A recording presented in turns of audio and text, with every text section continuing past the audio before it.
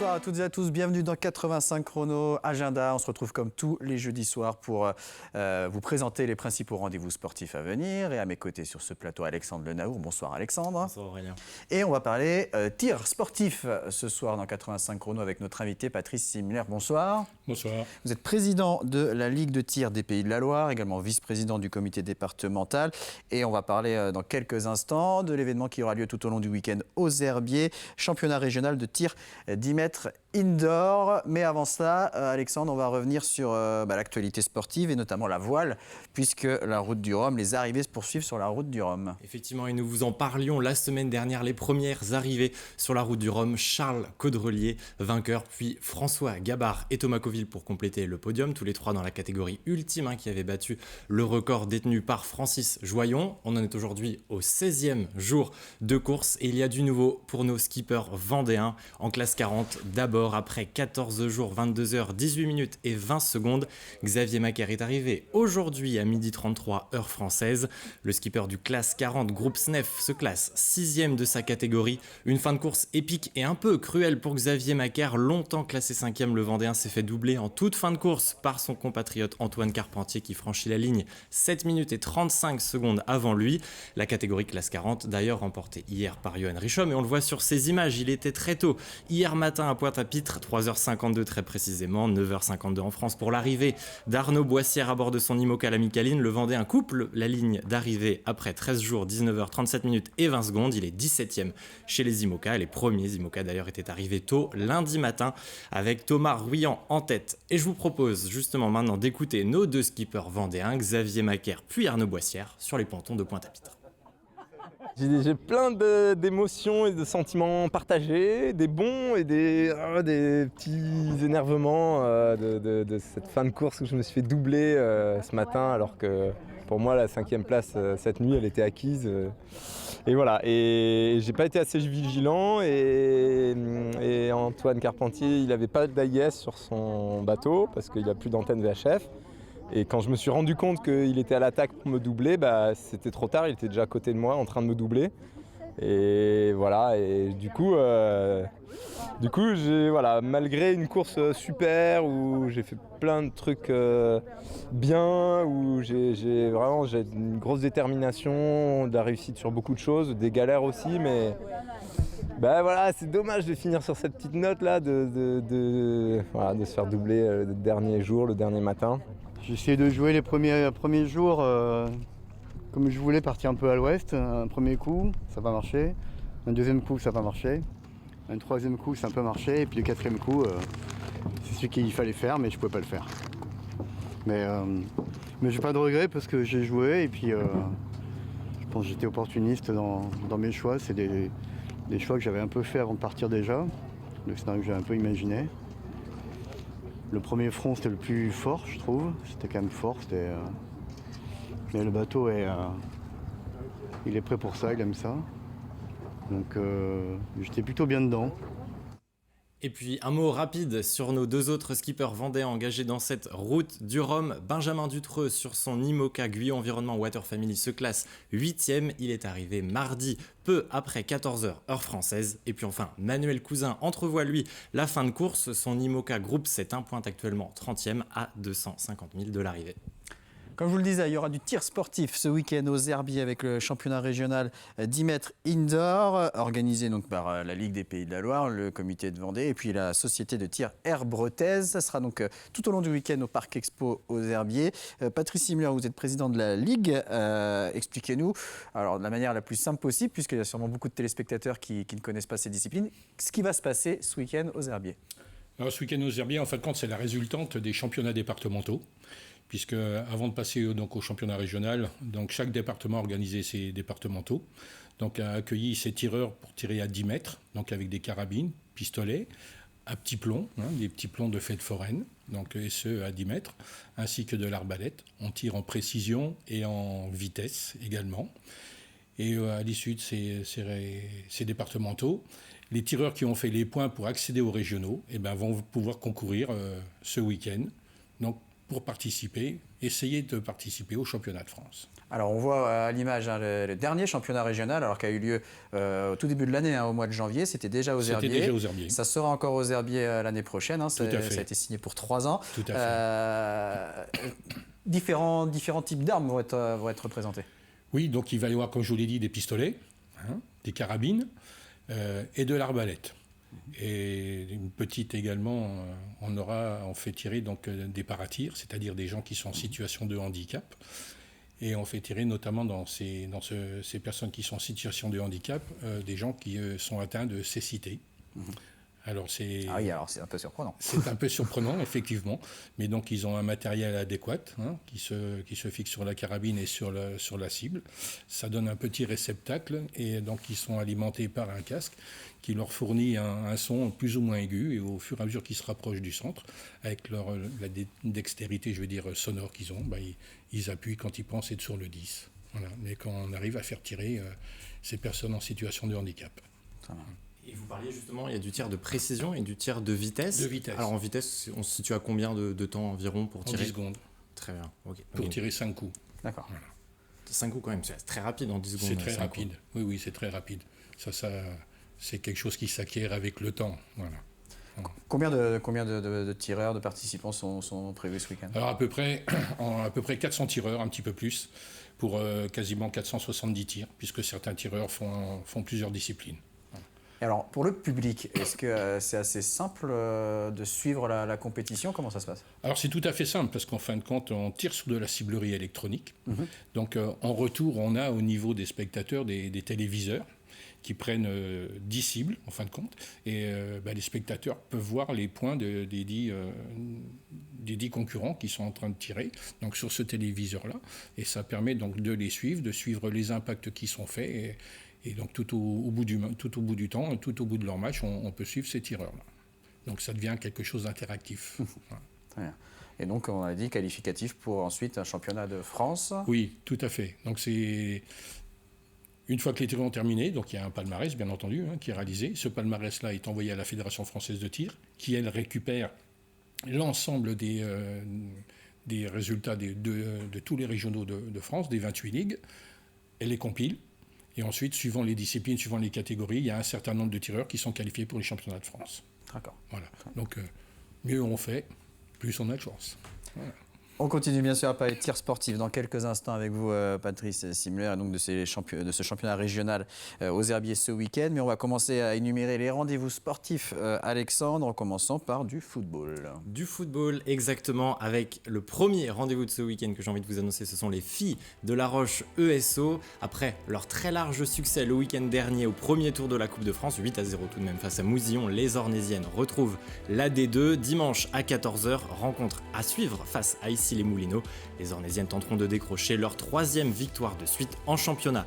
Eux aussi retrouvent le championnat après avoir brillé en Coupe de France samedi dernier et s'être offert le scalp de l'En Avant de Guingamp.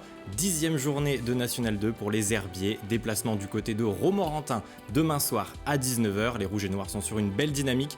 Invaincus en championnat depuis plus de 2 mois, les joueurs de Laurent David sont au pied du podium à la 4e place. L'un des gros rendez-vous sportifs du week-end à présent, c'est du basket et ce sera en direct sur TV Vendée. C'est demain, vendredi, dès 20h15, prise d'antenne pour le derby de National 1 masculine. Le Vendée Chaland Basket reçoit son voisin des Sables d'Olonne à la salle Michel Vrignon. On jouera la 11e journée. Les deux équipes restent sur une victoire lors de leur dernière journée en championnat. Et justement, vendredi dernier, Chaland s'est défait de l'équipe de Tours et notre journaliste sur place, Cédric Manet, a évoqué le derby avec l'entraîneur chalandais Sébastien Lambert. On l'écoute. Il n'y a pas de revanche. Déjà, moi, j'ai pas perdu, donc j'ai pas de revanche à prendre. Mais je vais faire jeu. Quand je dis jeu, c'est pas jeu. C'est on va faire en sorte déjà de profiter de cette belle victoire.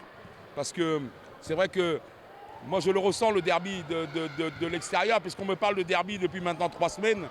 Mais avant, il y avait des matchs, notamment celui de ce soir. Celui de ce soir, il était important pour le top 5. Et on l'a gagné. On va pouvoir commencer à être un petit peu plus ambitieux, tout simplement. Et puis maintenant, on va préparer le derby, mais on va le faire tranquillement comme on fait tous les autres matchs. Il ne faut pas que ce soit... Forcément, c'est un match particulier. Un derby, c'est un match particulier. Mais dans le Nord, on a l'habitude de les jouer et on a surtout l'habitude de les gagner. Voilà, donc on va gagner le derby la semaine prochaine et on va se préparer pour, tout simplement. Oui, on parle de revanche puisque les Sablés avaient gagné le derby l'année dernière contre Châlons. Effectivement, et le match à suivre, donc je vous le rappelle, ce sera bien sur TV Vendée demain soir dès 20h15. Le Vendée Châlons Basket qui sera aussi l'invité lundi soir de 85 chrono avec vous, Aurélien. Et je vous propose donc de poursuivre avec les autres rendez-vous de l'agenda avec du handball. Et après 4 semaines de trêve, retour sur les terrains pour les Lyonnaises. L'équipe 1 du RVHB reçoit Mérignac pour le compte de cette 8e journée de National 1 féminine. Début du match samedi 20h45 à la salle Jean-Yol de La Roche-sur-Yon. Et puis à noter également le match à l'extérieur de la 2e équipe de La Roche-sur-Yon en National 2. Déplacement à Carquefou samedi soir. Encore une division en dessous en National 3. Cette fois, c'est le grand écart. Ce week-end, les Herbretaises Lanterne Rouge reçoivent les leaders de Saint-Nazaire. Les Vendéennes en grande difficulté en début de championnat, toujours sans la moindre victoire après 7 matchs disputés, tenteront de bousculer la hiérarchie. Ça se jouera samedi à 19h. Dernier rendez-vous de hand à vous annoncer, toujours samedi soir, mais loin des terres vendéennes cette fois. En National 1 masculine, Pouzauges a rendez-vous dans l'heure pour y affronter le Saint-Marcel-Vernon handball. Déplacement délicat pour les joueurs de Steve Berger, 12e sur 14 et qui reste sur 3 défaites de rang. Il y aura fort à faire puisque les Normands sont actuellement 2e du championnat. Du rugby aussi ce week-end en Fédéral 3, le FC Lyonnais reçoit aussi le 2e de son championnat, l'équipe de Puyles-Borough. Match au sommet donc dimanche après-midi à Henri Desgranges puisque les Lyonnais sont leaders et seuls aux commandes de leur poule, toujours invaincus cette saison. L'autre match à suivre de cette 8e journée, ce sera aussi samedi soir. Le RC Sablé 3e accueille le 15 de l'Erdre 8e, ce sera au stade de la rue de Lierre. Battus d'un point lors de leur dernier match de championnat, les Sablés tenteront de rester au contact de leurs homologues lyonnais. Merci Alexandre. D'autres rendez-vous sportifs à venir en fin d'émission. Mais on va reparler tir sportif avec donc ce championnat régional 10 mètres indoor aux Herbiers tout au long du week-end au Parc Expo. On est avec Patrice Similière, le président de la Ligue de tir des Pays de la Loire. En termes d'horaire, ça se passe comment? Je crois qu'on commence assez tôt, on finit assez tard. C'est des grosses journées qui vous attendent. Ce sont des grosses journées, effectivement, oui. Donc on commence à 8h le matin pour terminer sur les coups de 18h le soir. Donc ça fait des journées bien remplies. Surtout qu'on installe quasiment 80 postes. Donc ça veut dire qu'il y a beaucoup de monde à venir, beaucoup de gens se sont qualifiés et beaucoup de gens prennent du plaisir à pratiquer la discipline.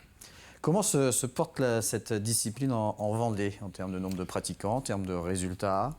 Alors en termes de pratiquants, la Vendée, on compte à peu près 1100 tireurs qui sont dispatchés sur 8 clubs. Et donc on a une progression qui est significative tous les ans avec un turnover qui est régulier, mais progressivement, on a de plus en plus de licenciés.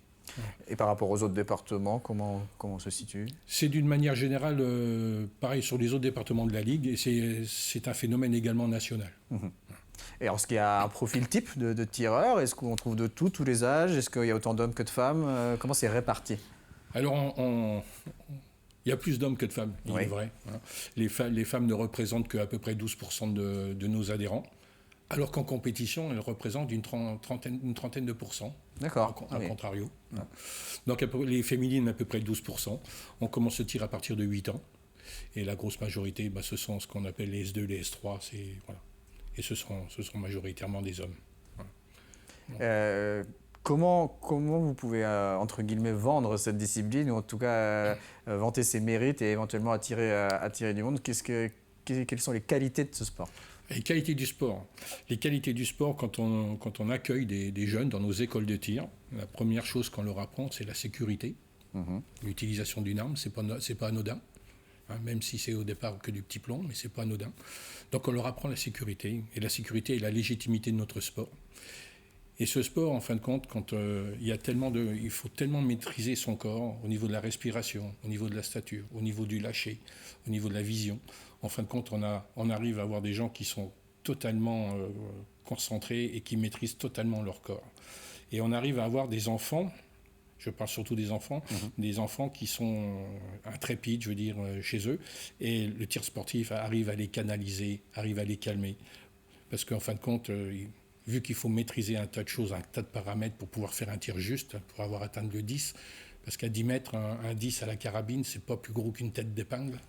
Donc le moindre coup sur la détente, le moindre défaut, votre plomb, il va pas au but.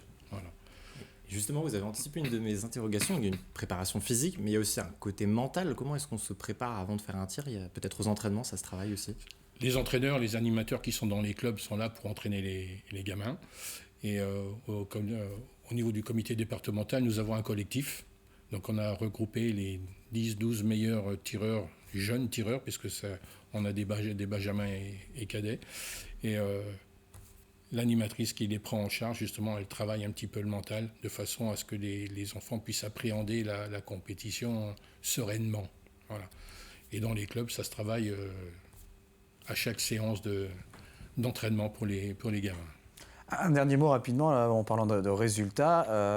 Il y a des très bons résultats chez un jeune tireur Mortagne, c'est Julien Gallo. On avait été le voir il y a quelques temps pour le magazine Visage du Sport. Vice-champion du monde junior il y a quelques semaines en 50 mètres couchés. Alors évidemment, j'imagine que vous êtes très, très fiers et heureux de ce résultat. Et c'est surtout une très belle vitrine pour votre sport. Ah ben, c'est une très belle vitrine, ça, il ne faut pas s'en cacher. Hein. Julien Gallo donc, fait partie des jeunes donc, de la Vendée qui ont commencé à tirer en Vendée. Maintenant, Julien tire à l'INSEP, puisque bon, l'âge avançant et tout, il est pris par la Fédération française de tir au sein d'une équipe de France. Mais bon, c'est vrai que c'est une vitrine. Julien va attirer les jeunes vers le haut inévitablement. Et on aura la chance de le voir ce week-end tirer sur ce championnat régional. Alexandre, on poursuit les rendez-vous du week-end.